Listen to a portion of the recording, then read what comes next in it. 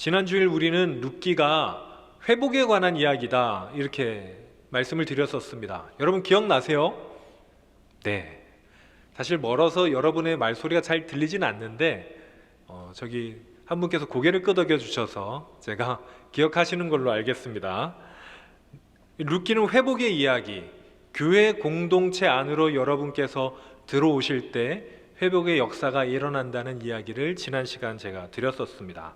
그리고 오늘은 그 회복이 어떻게 일어나는지, 어떤 방식으로 일어나는지에 대해서 잠깐 살펴보려고 합니다. 제가 지난주에 말씀드린 것 같이 나오미 그리고 룻은 굉장히 아주 절망스러운 상황 가운데 있었습니다. 경제적으로도 그렇고 사회적으로도 그렇고 굉장히 어려운 상황 가운데 있던 나오미와 룻. 그런데 보아스가 등장하면서 희망의 빛이 조금씩 밝아오기 시작하죠. 지난 시간에 제가 말씀드린 것 같이 보아스는 이 나오미와 룻의 기업을 물을 자 중에 한 명이었습니다. 이 기업 물을 자라는 단어가 오늘 본문에서 굉장히 중요한데, 오늘 본문의 사건이 일어나는 근본적인 원인이 바로 이 기업 물을 자라는 율법 때문이기 때문입니다. 이 기업 물을 자라는 단어는 지난 시간에도 말씀드린 대로 히브리어로는 고엘이라고 합니다. 오늘 말씀의 제목과 같습니다. 고엘. 뜻은 친척이라는 뜻입니다. 이 고엘에 관한 법은 모세오경 레위기 25장에 나와 있습니다. 25장 25절에서 하나님은 이렇게 말씀하고 있으신데요. 만일 내 형제가 가난하여서 그의 기업 중에 얼마를 팔았으면 그에게 가까운 기업 물을 자, 친척이죠, 고엘이 와서 그의 형제가 판 것을 물러줄 것이요 라고 기록하고 있습니다. 그러니까 제가 어려워서 저에게 받은 기업이라든가 이런 것들을 다른 사람한테 팔았다면 그 기업이 내 후손에게 영원히 끊어지게 되기 때문에 그것을 방지하기 위해서 가까운 친척이 와서 그것을 대신 물러주는 것을 고엘 제도라고 합니다. 이 고엘이라는 뜻은 아까도 말씀드렸듯이 친척이었는데, 여러분 친척이 뭡니까? 혈연으로 묶인 공동체, 한 가족이라는 뜻입니다. 초기 이스라엘 사회에서는 아시다시피 굉장히 가족이라는 공동체가 중요했습니다. 그래서 어떤 사람을 지칭할 때도 누구의 아들 누구라고 보통 이야기를 합니다. 우리 사회에서도 사실 가족은 굉장히 중요하죠. 그래서 저희는 이 이름 앞에 가족의 이름이 따로 있지 않습니까? 바로 성이라는 의미로 저는 김씨, 어떤 분은 박씨, 이씨 해서 저 가족이 박씨 가족이구나, 김씨 가족이구나 라고 알아볼 수 있듯이 이스라엘에도 가족은 굉장히 중요한 공동체였습니다. 특히 이 가족 간의 끈끈함이 굉장히 남달랐습니다. 그래서 이 고엘이라는 제도는 단순히 경제적으로만 그 사람을 도와주는 제도가 아니었고요, 여러 가지로 서로를 보호하는 제도였습니다. 레위기 25장에서 고엘 제도는요, 친척이 잃어버린 땅을 다시 찾아주는 것뿐만 아니라 만약에 그 친척이 종이 되었으면, 종이 되는 경우도 있었거든요. 종이 되었으면 그 사람을 대신 몸값을 주고 사와야 했습니다. 그럴 의무가 있었습니다. 그래서 이스라엘에는 희년이라는 제도가 있었는데요, 50년마다 모든 것이 제자리로 돌아가는 거예요. 빚도 없어지고요, 종이었던 사람들이 다시 원상복구되는 그런 희년이라는 제도가 있었습니다. 그래서 종으로 팔려간 사람은 희년까지 몇 년이 남았는가를 계산해서 몸값을 계산하고 그것을 고엘이 대신 갚아주고 그 사람을 종에서 해방시켜주는, 회복시켜주는 제도가 바로 고엘 제도였습니다. 그리고 고엘은 서로 보호하는 관계이기도 했습니다. 외부에서 침략이 생겼을 때 가족끼리 서로 일치단결해서 서로를 보호하는 것이죠. 만약에 이스라엘 중에 어떤 사람이 누군가에게 죽임을 당했다, 살해를 당했다라고 하면 이 고엘이라는 사람은 다른 명칭으로 불리게 되는데, 무슨 명칭이냐면 피해 보복자라는 명칭으로 불리게 됩니다. 그래서 이 고엘이 그 사람, 자기 친척을 죽인 사람을 길에서 만나서 죽여도 죄가 되지 않았습니다. 오히려 그렇게 해야 했습니다. 그것이 바로 고엘의 의무이기도 했지요. 자, 그렇게 이 고엘은 굉장히 특수한 제도였습니다. 이 보아스는 나오미와 룻의 고엘이 될 수 있는 친척 2명 중 1명이었습니다. 이따가 나오겠지만 보아스보다 더 가까운 친척이 1명 있었고요. 그리고 그 다음은 보아스였고 나머지는 이제 너무 먼 친척이라서 고엘을 할 수 있는 사람이 없었습니다. 그리고 하나님께서 룻을 인도하셔서 보아스를 만나게 하셨고 이 만남을 통해서 보아스는 룻의 고엘이 되었습니다.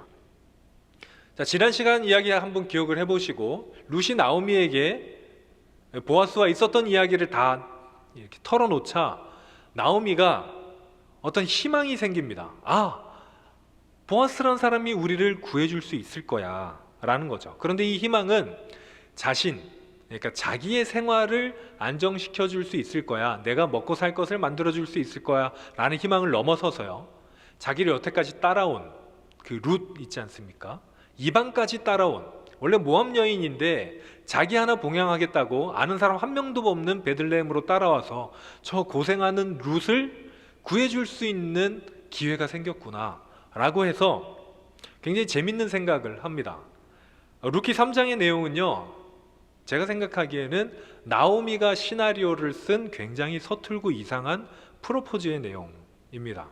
여러분 루키 3장 읽어보셨겠지만 굉장히 좀 어색하고 이상한 사랑 이야기라고 하기에는 뭔가 좀 이상하지만 되게 웃기기도 한 이야기가 펼쳐집니다. 여러분 보아스는 유력한 사람이었습니다. 거부였죠. 그런데 나이가 많은 사람이었습니다. 이 사람에게 아내가 없었습니다. 아내가 있었는데 사별을 했는지 아니면 결혼을 처음부터 하지 못했는지 그건 알 수가 없습니다. 그런데 나중에 이야기로 돌아봐서는 혹시 아내가 있었더라도 상속할 사람이 없었고 아이가 없는 사람이었습니다. 그래서 이 보아스는 아내가 없는 거부, 룻은 남편을 찾고 있는 고일이 되는 이 보아스에게 자신을 구해달라고 요청해야 되는 입장, 요 두 입장을 나오미는 듣자마자 바로 간파를 한 것이죠. 그래서 보리 타작하는 날, 여러분 타작하는 날은 동서고금을 막론하고 축제입니다. 우리나라에서도 타작해서 이 한 해의 농사를 수확하는 그때는 굉장히 기쁜 일이었습니다. 보아스에게도 마찬가지여서 보리 타작하는 날에는 굉장히 기쁜 축제를 즐겼습니다. 그것을 나오미가 알고 시나리오를 하나 써줍니다. 룻에게, 룻아, 며느리야, 그날 보리 타작하는 날에 너가 가만히 있다가 아무에게도 보이지 않고 있다가 보아스가 축제 끝나고 자러 가면 따라 들어가라 라고 이야기합니다. 좀 이상하죠? 그래서 어떻게 하냐면 보아스가 덮은 이불 발치 끝에 이불을 살짝 들고 너 거기에 누워 있어라 라고 이야기합니다. 더 좀 이상해요. 그래서 실제로 룻이 그렇게 행동을 합니다. 보아스는 이제 잠에 들어있고 룻이 그 발치에 있는 이불을 조금 들고 자기를 조금 덮어서 누워 있습니다. 여러분 룻이 잠이 들었겠습니까? 안 들었겠습니까? 룻은 잠을 자지 못했겠죠. 그런데 보아스가 깜짝 놀라서 일어납니다. 이렇게 뒤척이다가 룻을 건드렸나 봐요. 일어나니까 밑에 웬 여인이 한 명 있는 거예요. 깜짝 놀라서 일어나서 누구냐고 물어보니까 룻이 이렇게 대답합니다. 당신의 여종 룻이오니 당신의 옷자락을 펴 당신의 여종을 덮으소서. 이는 당신의 기업 물을 자가 됨이니이다. 이렇게 얘기합니다. 좀 해석하자면 여러분 옷자락으로 덮어달라는 이야기는 결혼하자는 얘기입니다. 그러니까 이게 프로포즈인 거예요. 한밤에 갑자기 쳐들어와가지고 이불을 나눠 덮더니 결혼합시다 이렇게 얘기하는 거예요. 굉장히 어색하죠. 그런데 그 뒤에 이유가 무엇이냐면 당신이 고엘이기 때문입니다 라고 이야기를 합니다. 여러분 고엘 제도는 의무였지만 유보할 수 있는 의무였습니다. 그래서 보아스는 그것을 거절할 수도 있는 상황이기도 했습니다. 왜냐하면 이 고엘이라는 것이 자기한테는 사실 아무런 이득이 되지 않거든요. 자신은 무조건 손해만 보는 제도였기 때문에 사람들은 사실 기업 물을 자의 의무를 유보시키고는 했었습니다. 그런데 그 이후로 결혼을 해달라고 하는 겁니다. 사실 이 구엘되는 것이 쉬운 일이 아니었음에도 이 룻이 보아스에게 요청을 하는 것이죠. 그런데 실제로 이 아까도 말씀드렸듯이 보아스보다 더 가까운 친척이 한 명 있다고 말씀드렸지 않습니까?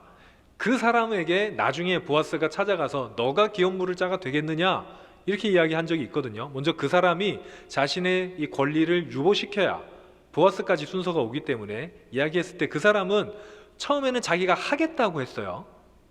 그러니까 경제적으로 이 나오미의 밭을 사서 돌려주겠다 이것까지는 한다고 했습니다. 그런데 룻과 결혼하는 것은 안 하겠다고 했어요. 왜냐하면 룻과 결혼해서 아이를 낳으면 그 아이가 내 아이가 아니라 죽은 말론의 아이가 되기 때문입니다. 그거는 나는 하기 싫다라고 얘기를 해서 거절했습니다. 보아스도 마찬가지입니다. 보아스도 룻과 결혼해서 아이를 낳는다면 그건 자신의 아이가 아니라 말론의 아이가 됩니다. 그런데도 룻이 보아스에게 요청했을 때 결국 보아스는 승낙합니다. 긍휼한 마음으로 승낙하고 이제 둘의 결혼이 이어지게 되죠. 그리고 결론적으로 보아스는 룻과 나오미를 구원해 주게 됩니다. 구원자가 됩니다. 이사야서에 보면 똑같은 고엘이란 단어가 몇 번 등장하는데요. 이 고엘이란 단어, 이 고엘은 항상 하나님이었습니다. 그리고 구원받는 대상은 이스라엘 민족이었습니다. 이사야서 43장 6절에서는요, 하나님께서는 자기 자신을 스스로를 이스라엘의 고엘이다, 이스라엘의 구원자다, 내가 바로 고엘이다 라고 이야기하십니다. 그러니까 고엘이라는 단어가 구원자로도 번역된 것입니다. 고엘은 한 사람과 한 가정을 구원하는 사람입니다. 무너지고 희망 없고 절망 가운데 있는 나오미와 룻을 보아스는 기꺼이 구원했습니다. 아름다운 이야기죠. 그런데 한 가지 의문이 있습니다. 왜 보아스는 자기가 먼저 고엘이 되겠다고 얘기는 안 했을까요?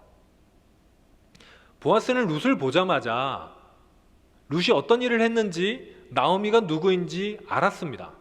그렇다면 나중에 보아스가 이 일을 처리하는 과정을 보면은 나오미와 자신이 고엘로 연결되어 있는 사이인지도 알고 있었습니다. 그러면 물론 나중에 보아스가 굉장히 잘해주긴 했지만 먼저 다가가는 건 안 됐을까요? 먼저 보아스가 다가가서 힘들게 살고 있는 나오미와 룻에게 다가가서 고엘이 되어 주었다면 좀 어땠을까요?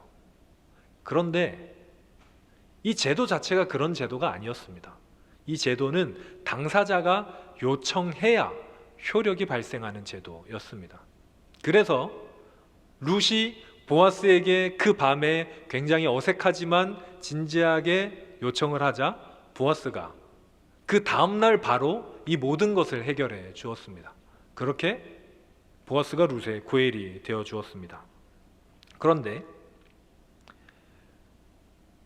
어떤 힘든 현실 가운데, 처참한 가운데, 절망 가운데 빠져 있는 그 나오미와 룻의 상황, 그 상황이 여러분 우리와 같다는 생각은 혹시 안 해보셨습니까? 룻기를 읽으시면서 룻의 상황과 나오미의 상황이 우리와 비슷하다는 생각을 혹시 해보시진 않았습니까? 아마 못 해보셨을 겁니다. 왜냐하면 우리는 현재 지금은 그렇지가 않거든요. 그런데 나오미와 룻의 상황이 우리와 닮았다는 것은 우리가 하나님을 믿기 전 바로 그 상황과 굉장히 닮았습니다. 어떤 면에서 닮았냐면 희망이 없는 상황이라는 것이죠. 여러분, 인간들은 희망이 없는 존재들이었습니다. 왜냐하면 죄 때문이었습니다. 철학자였던 키에르케고르라는 사람이 있습니다. 이 사람이 이런 말을 했어요. 모든 인간은 죽음이라는 질병을 앓고 있다.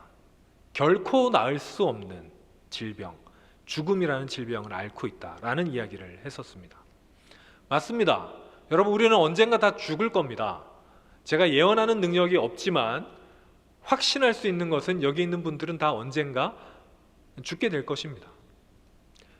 모든 인간이 죽는다면 그 뒤의 일이 중요한데 우리는 하나님을 만나기 전에는 그 뒤에 지옥밖에 없었습니다. 영원한 죽음, 밖에 없었습니다. 그래서 이 세상에서 아무리 잘 나가고 아무리 부귀영화를 누리고 아무리 근사한 삶을 살지라도 인간이란 존재가 희망을 가질 수 있는 존재가 아니었습니다. 그래서 우리가 나오미와 상황이 비슷하다는 것이었죠. 그런데 희망이 존재하지 않는 우리에게 한 명의 고엘이 찾아오셨습니다. 이 세상에 찾아오셔서 우리의 고엘이 되신 분, 여러분 누구십니까? 바로 예수님이십니다.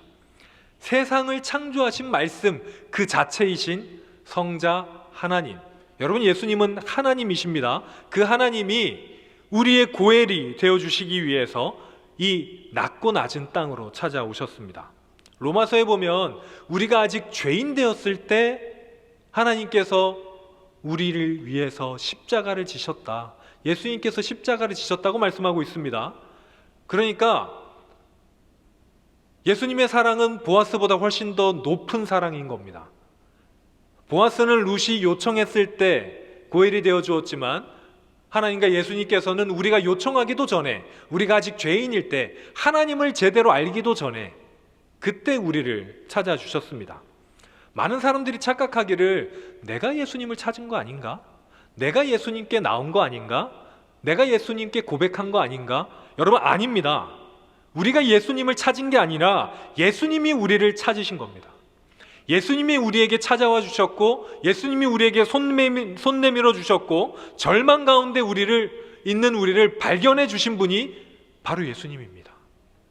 그래서 지금까지 우리가 예수님을 믿을 수 있게 된 것이죠. 우리는요, 그런데 예수님과 만난 지 꽤 됐습니다. 예수님을 알게 된 지. 여기 계신 어떤 분들은 예수님과 만난 지 몇십 년이 넘으셨을 거고요. 대부분 한 몇 년 정도는 다 되었을 겁니다. 그런데 우리는 몇 년, 몇십 년이 되도록 예수님과 사귀었는데 아직도 예수님의 음성을 제대로 못 듣습니다. 그분이 뭐라고 하시는지 잘 모르겠습니다. 그런데 하물며 그런데 우리가 아직도 하나님을 믿지 못할 때, 예수님을 만나지 못했을 때 우리는 어떻게 예수님을 찾을 수 있었겠습니까? 우리가 어떻게 예수님의 음성을 들을 수 있었겠습니까? 그런데 예수님께서 우리의 고엘이 되어주셨습니다. 예수님께서 우리를 찾아와 주셔서 우리의 구원자가 되어주시고 안식처가 되어주시고 보호자가 되어주시고, 그렇기 때문에 우리는 예수님을 믿고 지금 사랑할 수가 있습니다.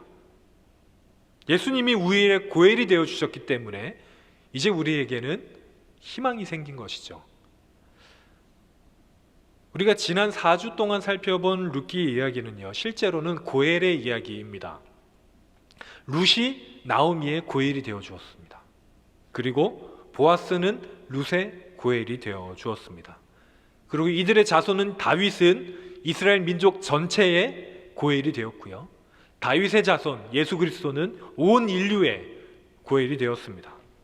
그리고 우리의 고엘 되신 예수님께서 승천하시기 직전에 마지막으로 우리에게 부탁하신 말이 있습니다. 그것은 우리 보고 모든 민족의 고엘이 되어 주지 않겠냐라는 명령이었습니다. 고엘은 사랑하는 겁니다. 예수님께서 우리를 사랑하신 것처럼 우리도 이 세상을 사랑하라고, 이 세상을 회복하라고, 이 세상을 구원하라고, 구원의 자리로 이 세상을 다시 불러오라고 예수님께서 우리를 보내셨습니다. 사랑하는 여러분, 여러분은 누군가의 고엘이 되어 주십니까? 예수님께서 우리의 고엘이 되어 주셨는데 여러분께서는 과연 누군가의 고엘인 적이 있으십니까? 하나님께서는 고엘의 자리로 여러분들을 부르십니다. 우리의 고엘이 되어주신 예수님께서는 우리 보고 누군가의 고엘이 되라고 말씀하십니다. 어려운 사람에게 도움의 손길을 내밀고 슬퍼하고 아파하는 사람들을 안아주고 위로하고 무거운 짐을 지고 가는 사람의 짐을 대신 드는 사람이 되라고 말씀하십니다. 무엇보다도 영원한 죽음으로 달려가는 사람들에게 다시 영원한 생명으로 그들을 옮기게 하라는, 고엘이 되라는 명령을 하십니다. 그리고 그 자리로 우리를 부르십니다. 희망이 없었던 우리에게 희망이 되어주신 예수님. 그렇다면 여러분께서도 누군가의 희망이 되어주시기를 바랍니다. 이 시간 우리 모두 우리의 고엘이신 예수님의 명령대로 다른 사람의 고엘이 되어 주어서 여러분이 계시는 곳이 하나님의 나라가 되게 하는, 사랑의 하나님의 나라가 되게 하는 하나님의 사람들이 되시기를 바랍니다.